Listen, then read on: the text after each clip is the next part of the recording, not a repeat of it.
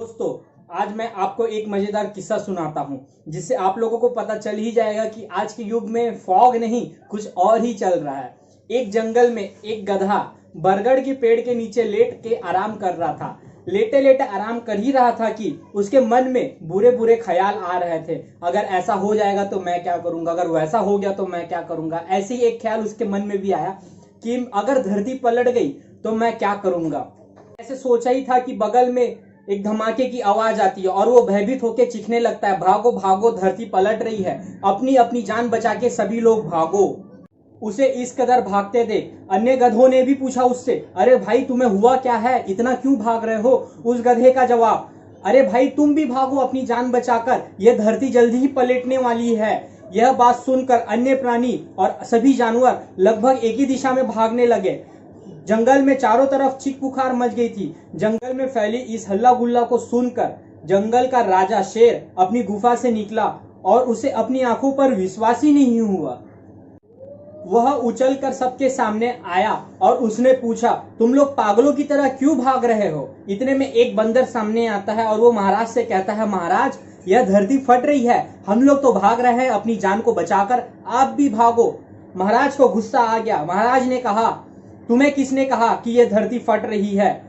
इतने में सब एक दूसरे का मुंह देखने लग गए। इतने में बंदर कहता है, महाराज मुझे तो चीता ने बताया है। फिर चीता से पूछा गया। चीता ने कहा, महाराज मैंने तो पक्षियों के मुंह से सुना है। पक्षियों से पूछा गया। इस तरीके से पूछते पूछते आखिरकार वो गधा तक पहुंच ही गया और उस गधा ने कहा, महाराज मैंने अपनी आंखों से स्वयं ही देखा है कि धरती को फटते हुए। इस पर महाराज ने उसे कहा, उस जगह पर मुझे ले चलो और तुम मेरे आगे आगे चलो। ऐसी भयभीत होते होते सभी जानवर महाराज के पीछे। उस गधे ने महाराज से कहा, महाराज मैंने खुद अपनी कानों से सुना है धरती को फटते हुए। महाराज वहां तक पहुंचे। उस गधे ने कहा, महाराज मैं इसी पेड़ के नीचे आराम कर रहा था, तभी मैंने जोरदार आवाज, बड़ी सी धमाके वाली आवाज सुनी और मैं वहां से भाग गया क्योंकि धरती फट रही थी। महाराज उस पेड़ के पास जाते हैं और उसी के ठीक थोड़ी सी आगे और जाते हुए उन्होंने देखा कि वहां पे एक बहुत बड़ा नारियल का पेड़ है। उस नारियल के पेड़ से एक नारियल का फल ऊपर से नीचे गिरा। जैसे ही वो नीचे गिरा वैसी धरती पे आवाज आई और वहां पे धूल उड़ा।